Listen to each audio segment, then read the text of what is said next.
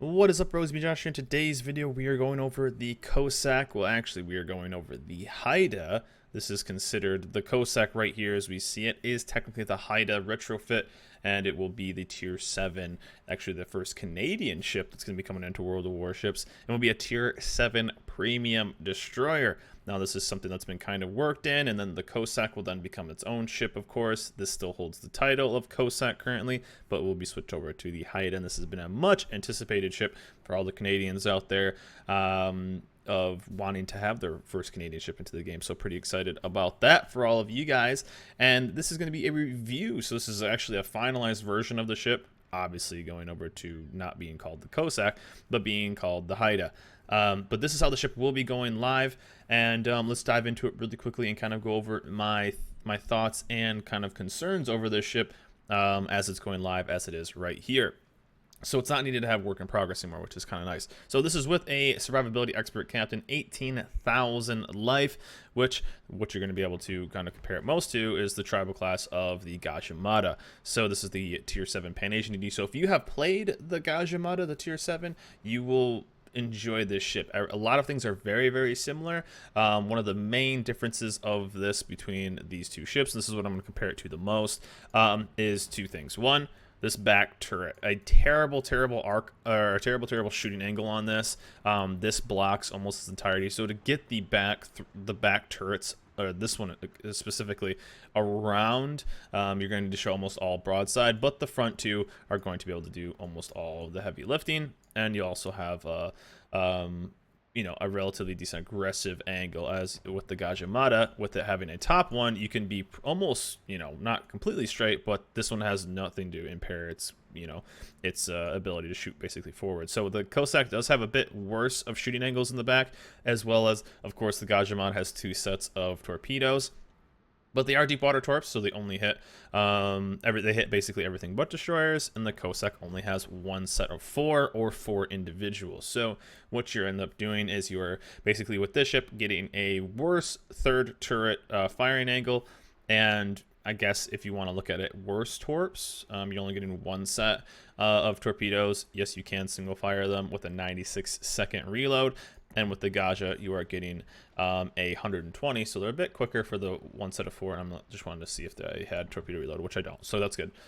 So faster reload, but only one set of four.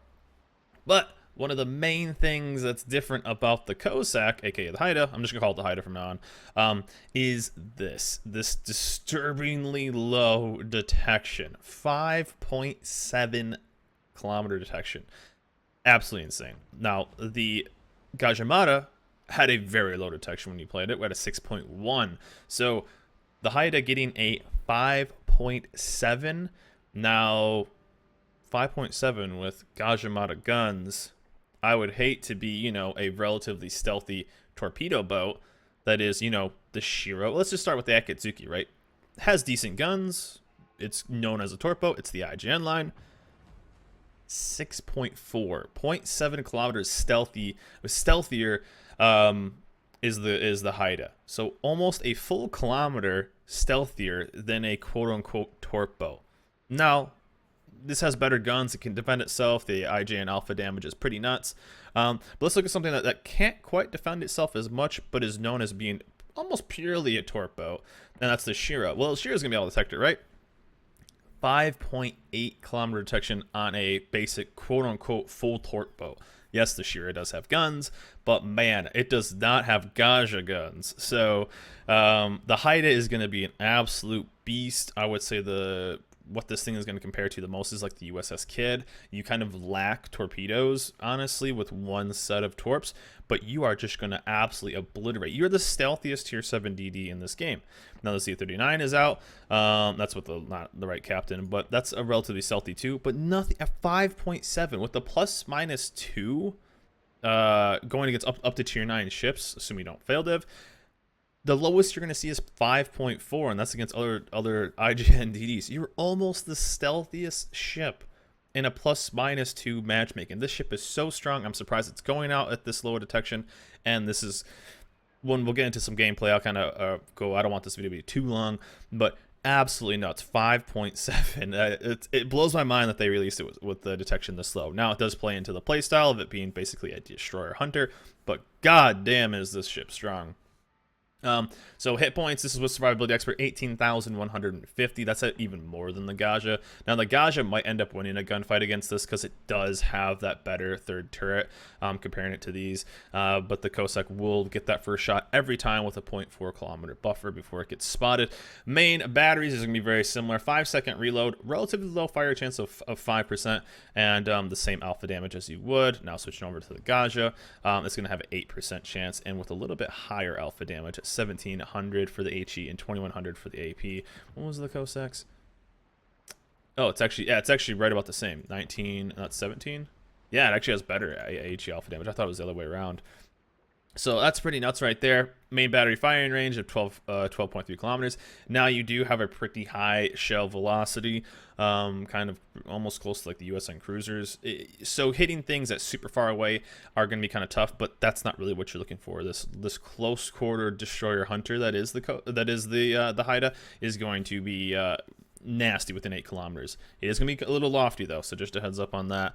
Torpedoes, as I said, 1 set of 4 or 4 sets of 1, depending on how you want to launch them, with a 96-second reload, and then of course that nasty 5.7 kilometer detection. Let's get into some gameplay, and I'll kind of go a little bit more in depth on what I think about this ship and things I'm kind of nervous about this ship and the pattern it shows. So here we are in game with the Haida, and as you can see, we are on islands of ice, which is going to happen, which means we are bottom tiered. But destroyers, in my opinion, tend to be some of the best up tiering ships in this game. Their detection tends to be relatively low, but tier 7 is kind of an awkward stage with destroyer detections. So what you end up doing is it's before a lot of DDs get that detectability module, which really knocks them down. As you compare it to, let's say, the USN destroyers, going from the Mahan, which is kind of becoming this more and more obsolete destroyer because its detection is considered so high compared to its counterparts. Mahan goes from 6.8 kilometer detection down to the Benson, which is 5.8. So this is kind of some growing pains when it comes to a lot of destroyers, is going from that tier 7 to tier 8. But the upside of the Haida is you are stealthier than almost all of the tier 8 destroyers anyways. Same with the tier 9s. As I said before, going against +/-2, there's only, I believe, 3 ships, before I get this wrong, but there's going to be the Hirakaze, the Kagero, and the Yugumo. I believe that's all oh, the Sashio, 4 ships. All IGN. So basically with all those ships, maybe besides a Hirakaze, you're going to be able to outgun.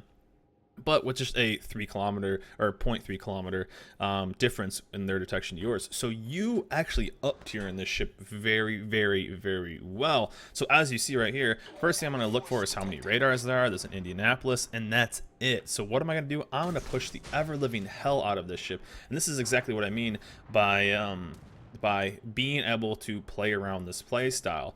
I didn't think the ship would get released as a 5.7 kilometer detection because it's just so crazy low. It's so incredibly low, and to out detect ships that are considered full-blown torp ships, you're getting out detect. I'm surprised. I thought this was going to end up being about a 5.9 kilometer detection.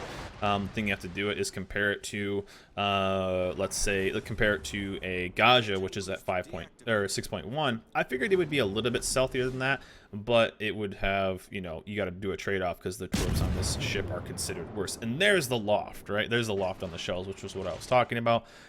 They're going to go around the moon and back before they end up hitting their target.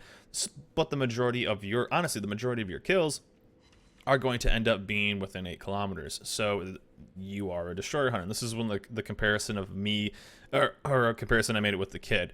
So with the Kid, I would not consider the USS Kid or even the Haida a carry ship.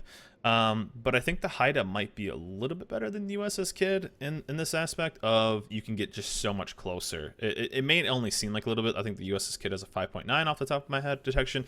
You can get so much closer with the Haida, and just do some massive damage with your torpedoes, especially having the single torps. You can make them a lot more of a threat. But what I mean by that is, once the destroyers are dead, they have 3 DDs, the Fletcher, the Hirakaze, and the Moss. once you kind of get those killed, you have map control, but you can only do so much with your torps. That's the kind of what I'm talking about with carry ship. You know, if you get a Benson, if you get a Hirokaze, if you get you know, a whatever at this point, you have a tough time continuing to do damage. Although this game kind of, we did amazingly. But you know, you're gonna have some trouble really doing massive amounts of damage because of the arc of the shells and because of the only 4 torpedoes at one time. Yeah, you have a 96-second reload, but still, consistent damage late game is going to be a little bit tough, as well as having the unique smoke. You have a Perth style smoke instead of a normal smoke. So it's going to be laying smoke as you go, not just laying smoke down as you normally would see it with a destroyer of leaving the puffs, and then you can then stand. You're going to basically be moving. I don't even know if it shows it in game if I do that. No, it won't. But yeah, so it has a different style of smoke. But again, don't get me wrong. The part about this, I like this ship. I enjoy this playstyle. If anybody has ever hung out one of my streams, you guys know that I love playing anti-destroyer destroyers. I love playing DDs that can go out and kill enemy DDs. It's one of my favorite things to do in this game. But for me, I'm a little worried about the pattern that I'm seeing with the Haida. And what I mean by this is that ships are getting stealthier and stealthier that are quote-unquote gunboats. And I don't mean gunboats as like a Kaba as a gunboat.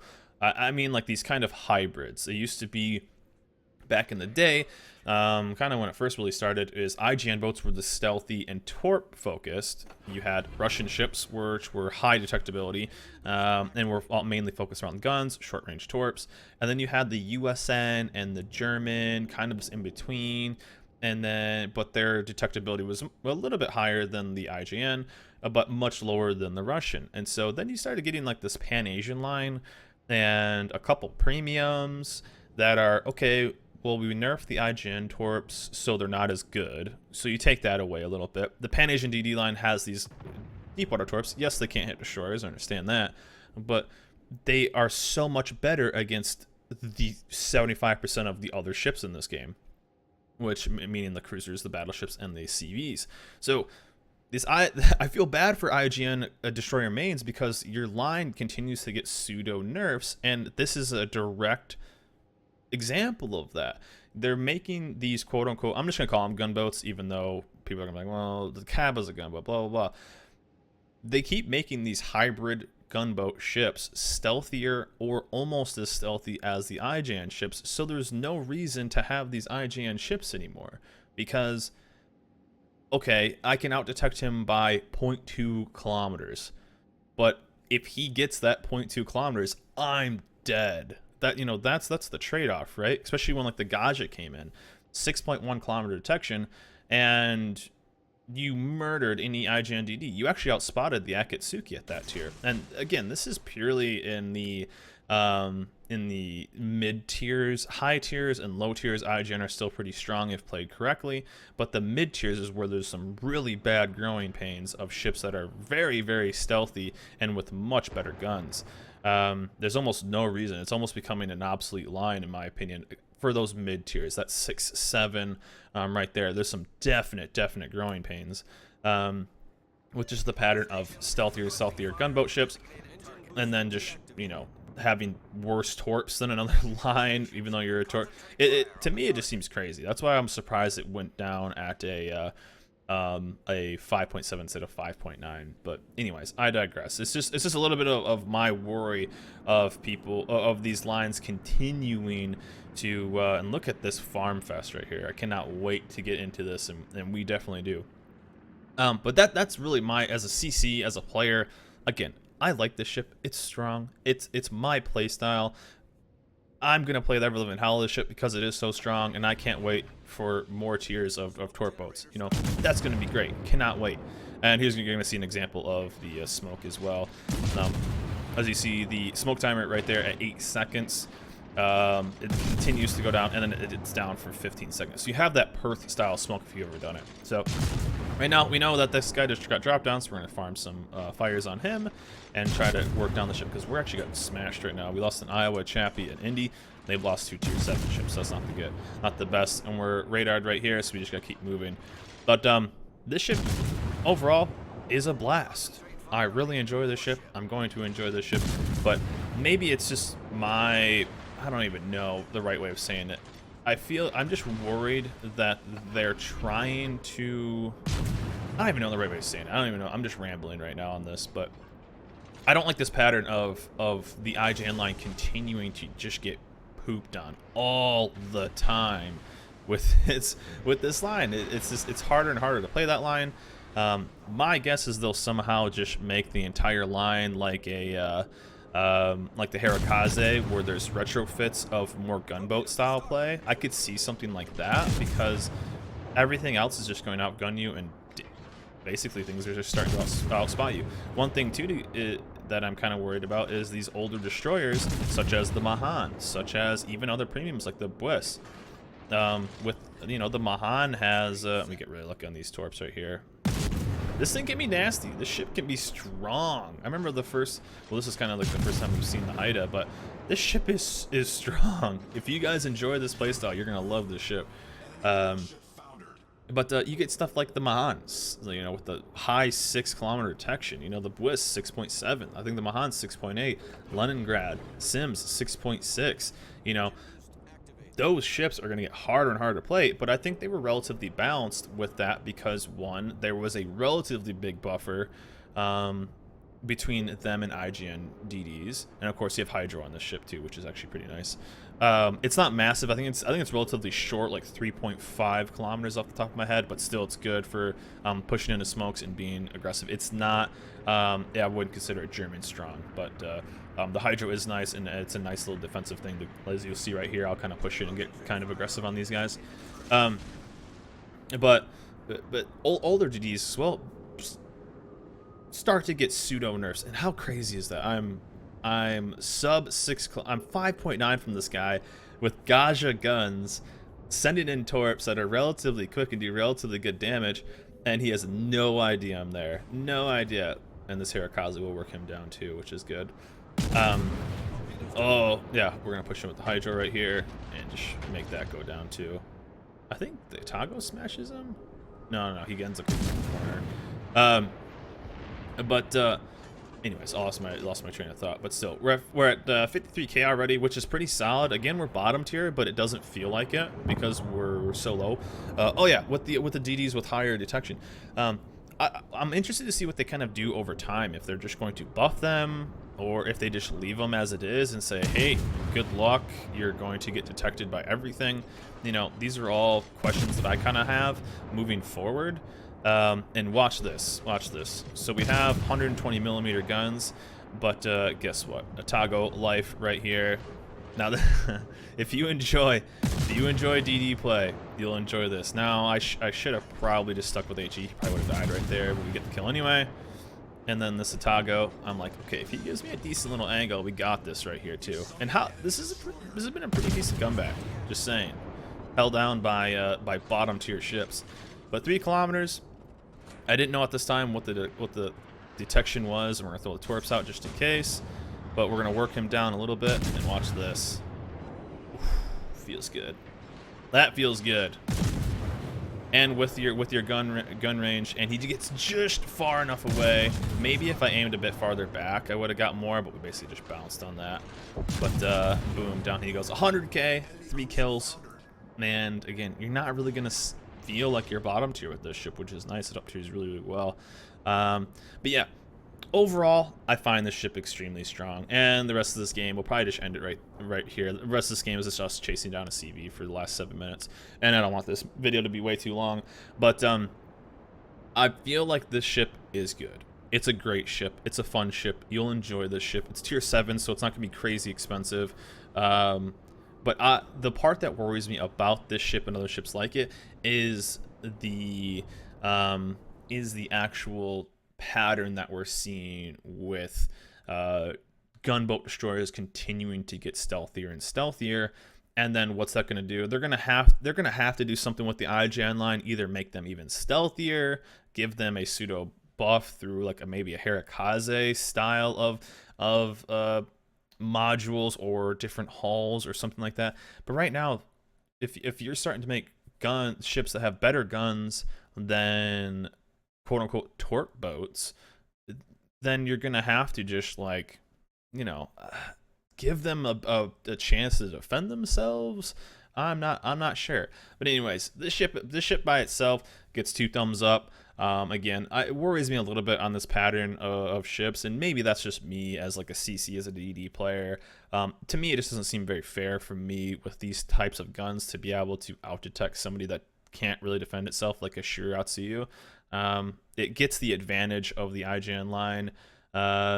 That is no longer an advantage, basically, and it makes other ships like the other ships I talked about that were the hybrid ships, USN, German, these tier.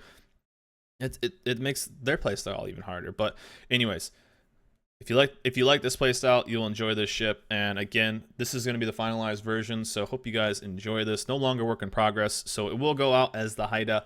And just wanted to make a quick review, talk about my thoughts, and go over the ship for you guys. So hope you guys enjoyed this video. Remember, like, subscribe, and I'll see you guys next time.